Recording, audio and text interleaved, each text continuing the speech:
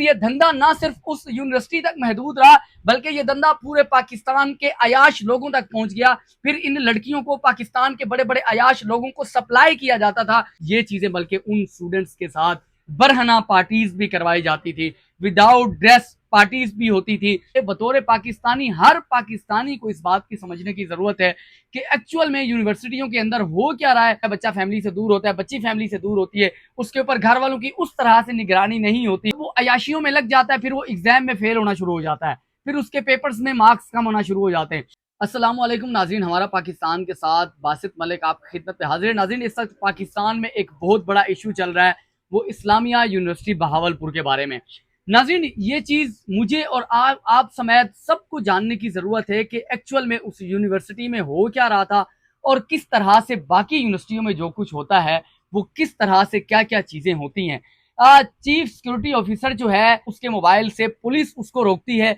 एक नॉर्मल जिस तरह से चेकिंग चल रही होती है उस तरह से पुलिस का एक नाका लगा होता है और उस नाके के अंदर उसकी गाड़ी को रोका जाता है और उसकी मोबाइल की जब चेकिंग की जाती है तो उसके मोबाइल के अंदर से एक संगीन किस्म का जो है ना मवाद उसके मोबाइल से निकलता है। हजारों की तादाद में, सैकड़ों की तादाद में नहीं, हजारों की तादाद में मुख्तलिफ तालिब इल्मों की, स्टूडेंट्स की, फीमेल स्टूडेंट्स की जो है ना वो नाजेबा वीडियो, फाश वीडियोस जो है ना वहां से निकलती हैं। और ना सिर्फ फाश वीडियोस बल्कि नशे का, चरस का और इस तरह का धंधा भी उसके मोबाइल के अंदर से निकलता है। अब सबसे पहले, मैं खुद भी एक यूनिवर्सिटी का स्टूडेंट हूँ, हमें सबसे पहले इस बात को समझने की जरूरत है, बतौर पाकिस्तानी, हर पाकिस्तानी को इस बात की समझने की जरूरत है कि एक्चुअल में यूनिवर्सिटियों के अंदर हो क्या रहा है और किस तरह की हम अपनी तरबियत गाहों में, हम अपने मदारस में, ये यूनिवर्सिटीज ये एक्चुअल में मदारस हैं जो अपने माशरे को बनाने के लिए, एक मुस्तकबिल में एक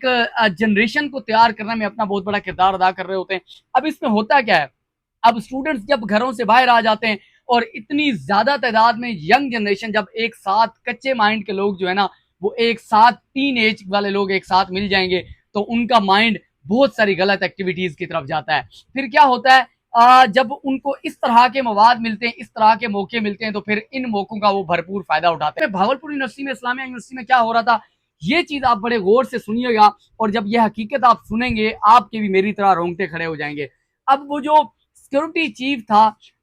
उसने क्या किया हुआ था, उसने ना सिर्फ खुद बल्कि एक पूरा ग्रोह तैयार किया हुआ था जो मुख्तलिफ असातिज़ा और मुख्तलिफ डिपार्टमेंट के जो मैनेजमेंट थी उनके जो लोग थे उस पर यह ग्रोह मुश्तमिल था। ये करते क्या थे, ये सबसे पहले अपने ग्रोह के लोग एज ए स्टूडेंट उस यूनिवर्सिटी के अंदर भर्ती करते थे, एडमिशन देते थे। फिर वो स्टूडेंट्स क्या करते थे, उन क्लासेस में जाके, उन डिपार्टमेंट्स में जाके, उनके जो क्लास फेलोज होते थे, उनके जो डिपार्टमेंट के लोग होते थे, वहां तक चर्च जो है ना वो फ्राहम करते थे, वो नशा जो है ना वहां तक पहुंचाते थे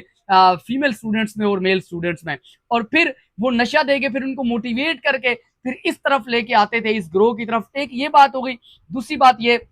कि तालिब इल्म जब यूनिवर्सिटी में पहुंच जाता है, जब वो अयाशियों में चला जाता है, क्योंकि उसके ऊपर कोई कैद नहीं होती, कोई रिस्ट्रिक्शन नहीं होती। मैं खुद यूनिवर्सिटी का स्टूडेंट हूँ, इसलिए मुझे बहुत सारी चीजें पता है, इसलिए मैं आपको बता रहा हूँ। जब बंदा फैमिली से दूर होता है, बच्चा फैमिली से दूर होता है, बच्ची फैमिली से दूर होती है, उसके ऊपर घर वालों की उस तरह से निगरानी नहीं होती, फिर वो क्या करता है, जब वो अयाशियों में लग जाता है, फिर वो एग्जाम में फेल होना शुरू हो जाता है, फिर उसके पेपर्स में मार्क्स कम होना शुरू हो जाते हैं। और जब पेपर में मार्क्स कम आते हैं, जब फेल हो जाता है बच्चा, तब उसको पता चलता है, अंदाजा होता है कि ये मैंने क्या कर दिया, ये तो मेरा सेमेस्टर जाया हो गया। अब इस सेमेस्टर जाया हो गया, अब इसको दोबारा सेमेस्टर को रिपीट करने के लिए, दोबारा किसी सब्जेक्ट को रिपीट करने के लिए आपको अच्छी खासी अमाउंट चाहिए होती है, दोबारा उस सब्जेक्ट को जो है ना वो रिपीट करने के लिए, पास होने के लिए। फिर क्या होता है, फिर स्टूडेंट्स अपने प्रोफेसर हजरात से, अपने टीचर हजरात से रब्ता करते हैं। मैं खुद यूनिवर्सिटी का स्टूडेंट हूँ, ये चीजें मैं बाखूबी जानता हूँ। जब बच्चा फेल हो जाता है तो वो टीचर के पास जाता है, क्योंकि यूनिवर्सिटी में ऐसा ट्रेंड होता है कि सिर्फ और सिर्फ आपको टीचर ही पास कर सकता है, ना यहाँ पे बोर्ड के एग्जाम होते हैं, ना यहाँ पे कुछ जो है ना वो डिपार्टमेंट से अलग जो है ना बात जाती है। जो डिपार्टमेंट के अंदर जो टीचर्स मौजूद होते हैं, जो आपको पढ़ाते हैं, वही आपको पास करते हैं। फिर क्या होता है, फिर ये सिक्योरिटी चीफ उन स्टूडेंट्स को बोलता है,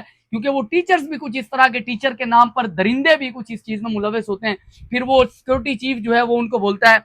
कि आप फेल हो गए, आपको पास करा देंगे, आपको सिर्फ पास नहीं बल्कि फेल वाली कंडीशन से आपको पोजीशन होल्डर वाली स्टेज है, आपको वहां तक ले जाएंगे। लेकिन उसके लिए आपको क्या करना पड़ेगा, उसके लिए आपको छोटी सी कीमत अदा करनी पड़ेगी। वो कीमत क्या थी, वो कीमत आपको बेड तक जाना पड़ेगा, उस दरिंदे नुमा इंसान की शक्ल में जो दरिंदा है उसके साथ आपको बेड पर जाना पड़ेगा। जब वो बच्ची बेड पर चली जाएगी देन क्या होगा, देन उसके बाद वो उसकी वीडियो बनाते थे, वीडियो बना के फिर उसको ब्लैकमेल किस तरह से किया जाएगा ये बात सुनने वाली है। उसको ब्लैकमेल इस हद तक नहीं किया जाता था कि फिर आप दोबारा यहाँ पे बेड पर आएंगी, नहीं, उसको ब्लैकमेल किया जाता था। आपकी बाकी जो फीमेल फ्रेंड्स हैं, आपकी बाकी जो लड़कियां दोस्त हैं, उनको भी आप इस चीज में लाएं और हमारे पास लाएं, फिर आपकी वीडियो डिलीट कर दी जाती थी। फिर वो मजबूर लड़की जिसकी नाजेबा वीडियो बन चुकी होती थी, जो वालदैन की शर्मिंदगी से अब डर रही होती थी, वो क्या करती थी, वो अपनी दूसरी दोस्तों को भी इसी झांसे में कि आपको भी अच्छे नंबर मिलेंगे, आप भी जो है ना फेल वाली कंडीशन से एक पोजीशन वाली कंडीशन पे आ जाएंगी, उसको भी वो इस ग्रोह के पास ले आती थी। फिर ये दरिंदे नुमा ग्रोह ये क्या करता था, फिर उन लड़कियों के भी, मासूम लड़कियों की, उनकी भी नाजेबा वीडियोस बनाकर फिर इस तरह से ब्लैकमेल किया जाता था। फिर ये धंधा ना सिर्फ उस यूनिवर्सिटी तक महदूद रहा, बल्कि ये धंधा पूरे पाकिस्तान के अयाश लोगों तक पहुंच गया। फिर इन लड़कियों को पाकिस्तान के बड़े बड़े अयाश लोगों को सप्लाई किया जाता था, यानी कि वहां से अच्छी खासी अमाउंट लेके पाकिस्तान में जहां भी अयाश लोगों को उनके मनपसंद चाहिए लड़की चाहिए, वो इस ग्रोह को फोन करेंगे और उनकी मनचाही रकम उनको पे करेंगे, देन वो लड़की उनके वहां पे फराहम हो जाएगी, उनको सप्लाई हो जाएगी। इस तरह से ये संगीन जो है ना वो मामला चल रहे थे। अब इस तमाम सिचुएशन के बाद ये जो हमारे तालीमी इदारों में हो रही हैं, और ना सिर्फ ये बल्कि कुछ इस तरह की बातें जो मुझे कहने में भी डर लग रहा है, जो मुझे कहने में भी हिचकिचाहट हो रही है, ना सिर्फ ये चीजें बल्कि उन स्टूडेंट्स के साथ बरहना पार्टीज भी करवाई जाती थी, विदाउट ड्रेस पार्टीज भी होती थी, जहां पे अयाश लोग आते थे और अयाशी करते थे। अब हम क्यों दुनिया से दिन ब दिन पीछे जा रहे हैं, क्यों हम दुनिया आर्टिफिशियल इंटेलिजेंस पे पहुंच गई है, दुनिया चांद मरीख पे पहुंच गई है, हमारा पड़ोसी मुल्क इंडिया जो है वो भी चांद पे पहुंच गया है, हम दिन ब दिन बदहाली का शिकार है, हम दिन ब दिन कई सौ साल पीछे होते जा रहे हैं। रिजल्ट है ये आपके सामने कि हमारे तालीमी इदारों में असातिज़ा की शक्ल में, असातिज़ा का रूप धार के जो दरिंदे हमारे इदारों में मौजूद हैं, वो किस तरह से हमारी नस्ल को, क्योंकि एक किसी भी मुल्क का जो बेड़ा, मुस्तकबिल का बेड़ा उठाना होता है, वो पाकिस्तान, वो उस मुल्क के जो कीमती सरमाए जो तालिब इल्म होते हैं उन्होंने उठाना होता है। तो यहाँ पे हमारे पाकिस्तान मुल्क अजीज में, वतन अजीज में हमारे तालिब इल्म के साथ क्या कुछ किया जा रहा है और उनको किस रास्ते पर लेके जाया जा रहा है, हम कैसे नहीं दुनिया से पीछे होंगे। देन उसके बाद ये सब देखने के बावजूद एक इज्जतदार बाप और एक इज्जतदार भाई किस तरह से अपनी बहन बेटी को यूनिवर्सिटी की तालीम के लिए, आला तालीम के लिए भेजेगा, किस तरह से वो अपनी बेटी को हॉस्टल में भेजेगा, जब ये तमाम चीजें हो रही हैं। इस खबर ने ना सिर्फ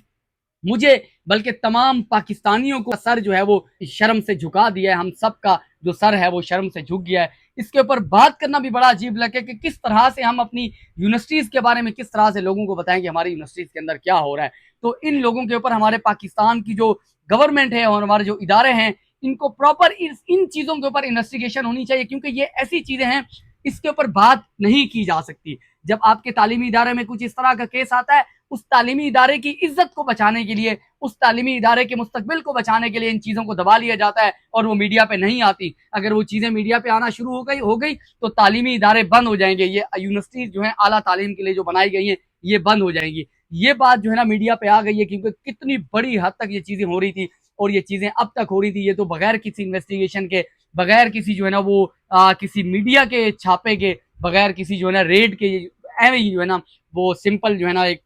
नाके के दौरान में इसको पकड़ा और इसके मोबाइल की चेकिंग की और ये इतनी सारी चीज़ें बाहर आई हैं। आप अंदाज़ा लगा लें, ये चीज़ें मीडिया तक भी नहीं पहुंचती, ये चीज़ें वहां तक भी नहीं पहुंचती, लोगों तक भी नहीं पहुंचती, तो इनका कितना बड़ा बुरा असर हो रहा होगा, अंदर क्या हो रहा है हमारे तालीमी इदारों में। तो खुदारा जो कानून नाफिज करने वाले इदारे हैं, जो इन चीज़ों पर काम करने वाले इदारे हैं, और जो यूनिवर्सिटी की मैनेजमेंट होती है, अब यूनिवर्सिटी की मैनेजमेंट को भी हम कुछ नहीं कह सकते, क्योंकि यूनिवर्सिटी की मैनेजमेंट भी इस तरह के कामों में शुमार होती है, शरीक होती है। तो ये तमाम चीज़ें हो रही हैं, इस चीज़ को निशाने इबरत बनाया जाए, इन लोगों को